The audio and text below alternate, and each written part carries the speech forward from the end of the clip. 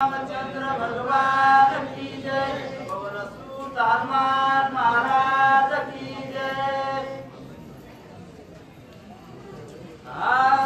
सुग्रीव अंगद आदि दूतपति साधन श्री रघुपति पावया उल्लास तीर्थी आह्लादती स्वानंदी। रामचंद्र भगवान की जय। पवन सुत हनुमान महाराज की जय। शांती ब्रह्म एकनाथ महाराज की जय। सर्व ज्ञानवंत गुणवंत आदरणीय वंदनीय वयोवृद्ध तपोवंत अधिकार संपन्न श्रोते मायबाप माता मावल्या लहान थोर या सर्वांच्या चरणावरती नतमस्तक होतो। गुरुवर्य गुरुनाम भगवान बाबा, गुरुवर्य गुरुनाम माऊली दादा आणि भक्त शिरोमणी हनुमानजी यांच्याही चरणावरती साष्टांग प्रणिपात करून या ठिकाणी वेळेवाच्या शब्दामध्ये कथेचं अनुसंधान। कथा गोड आहे। अनेक आताच आमचे आबा यांनीही नवनाथ महाराज सर्वांनी अगदी गोड गोड विवेचन केलेलं आहे। समुद्र महाराज स्वतःच मनोगत जगाचे मालक मर्यादा पुरुषोत्तम प्रोग्राम चंद्राला बोलून दाखवतात। रामा जी काही मी लवाजमा सर्व घेऊन आलेलो आहे, सर्व अलंकार आभूषण आहेत, हे तुम्ही परिधान करावेत। तुमच्या सहित लक्ष्मण अंगद वानरराज सुग्रीवजी यांनाही मी सालंकृत म्हणजे अलंकार परिधान केलेले असं सुशोभित पाहावं हे माझ्या मनाचं मनोरथ आहे, माझ्या मनाची इच्छा आहे। ते समुद्र महाराज त्या ठिकाणी आणि प्रभू रामचंद्राला संवाद करू लागलेत किंवा बोलू लागलेत आणि विनंती करू लागलेत। श्रीराम वानर रत्ता भरणे पिटेल डोळ्यांचे पारणे उठे वल्कलाचे धरणे बाळवेने मुनी वेशा। समुद्र महाराजांनी अगदी शून्य शून्य विचार त्या ठिकाणी प्रभू रामचंद्राला सांगू लागले।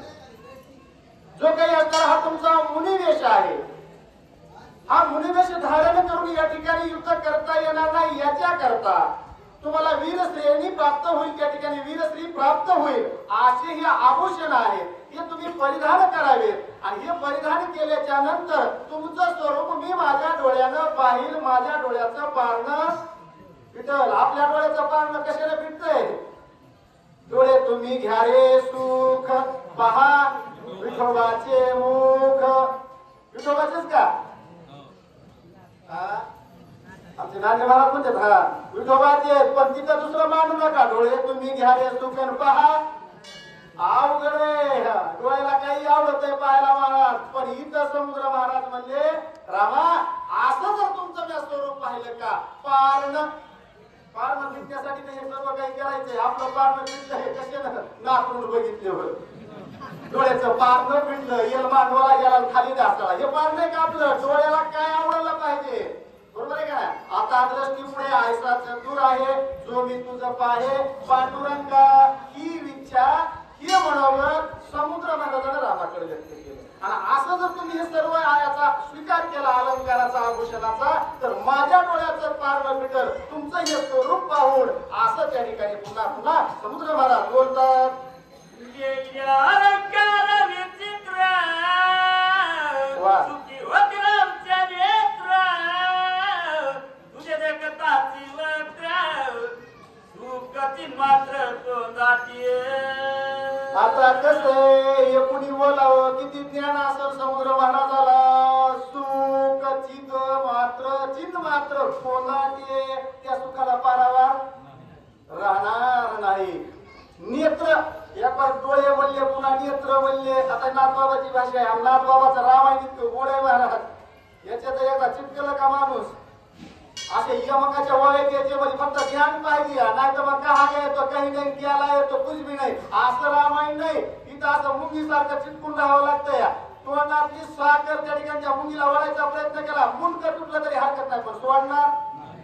आणि तीव्र ती रामायण श्रवण करण्याकरता लागते। या तिथं अगोदर ऐकावं लागतं। मी तर सांगत असतो ना अगोदर 7वा पुन्हा ते 8वा आणि नंतर येतंय आपण पाठवायला येईल का? अगोदर 7वा लागेल का नाही? मग नवनीता तैसे घे अनंता वाया व्यर्थ करता सांगी मार्ग गुरु बरोबर आहे दादानी तर किती असे रामायणाच्या इथं तारीख हा जमतंय त्याच्यापैकी मी एक आहे दगड पण ज्ञान होय अज्ञानासी मूर्ख त्या दगडासी तसं इथं येऊन नुसतं रामायण श्रवण श्रवण करीत करीत पण खालून नुसतं असं म्हणायचं हा जमतंय फार मोठं असतं बरं का मला याच्या एक क्षेत्रामध्ये बरोबर आहे का नाही आणि त्यांच्याच कृपा आशीर्वादानं इथं मग काय नाही आमचे विभीषण महाराजांचा खरा अनुभव आहे आणि मग सहज गेलो आवाज इथं जेवायला मांडी घालून लावून जेवतो आम्ही पुण्यतिथी होती त्यांच्या वडिलाची शनिवारी दिवशी आली होती दादा म्हणजे काही जण तिकडे जा विभीषण महाराज म्हणजे तुम्ही कीर्तन करा ना आता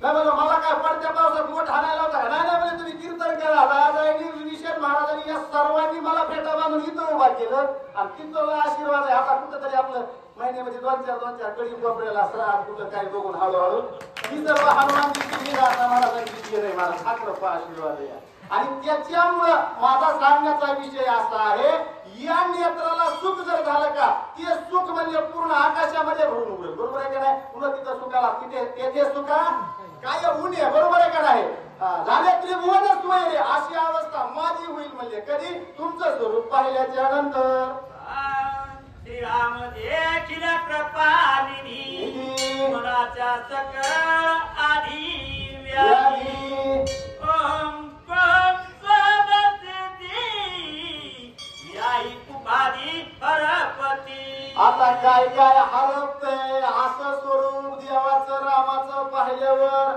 आधी व्याधी आता तर प्रत्येक जण आपण व्याधीनच परेशान आहे गुडघे गेले कमर गेली मनका गेला त्याच्या अगोदरचा एक शब्द आहे आधी मनात काय झालं या चिंता काहीतरी विचार आहे कशाची तरी भीती ही आधी सद्भीती आपल्याला आधी व्याधी राहणार नाही म्हणजे अहम ओहम या सर्वांच्या पलीकडची अवस्था होईल पण कधी स्वरूप पाहिल्याच्या नंतर याच्यामध्ये पुन्हा अडकण्याची गरज राहणार नाही या सर्व गोष्टीचं निवारण होणार आहे या ठिकाणी असणारे हे सर्व गोष्टी नाहीशा होणार आहेत रामा पण कधी तुम्ही असं स्वरूप धारण करून ते स्वरूप मी माझ्या डोळ्यानं जर पाहिलं तर धन्य मी मानीन आपुले संचित अशी माझी अवस्था होईल म्हणून समुद्र महाराज हात जोडून पुन्हा पुन्हा मर्यादा पुरुषोत्तम प्रभू रामचंद्राला हे सर्व संवाद करू लागले चित्त होय चैतन्य बुद्धी होय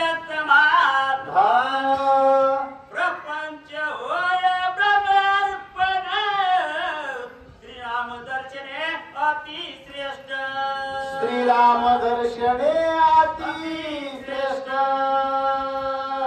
रामाचं दर्शन अतिश्रेष्ठ आहे मग तिथं म्हणजे काहीच राहत नाही काम क्रोध लोभ निमाले ठाईचे अवधी आनंदाची सृष्टी झाली अशी माझी अवस्था होणार आहे प्रपंचाचं पुन्हा दुःख राहणार नाही नाही तर मग प्रपंच संसार काय संसार वेगळा प्रपंच वेगळा याच्यातलं कुठलंही दुःख पुन्हा मला भोगण्याची गरज राहणार नाही ते शिल्लक राहणार नाही या सर्व व्याधीतून त्या ठिकाणी माझी मुक्त अवस्था होईल त्या आनंदाला मी प्राप्त होईल रामा एवढी माझी विनंती आहे असं पुन्हा पुन्हा समुद्र महाराज बोलतात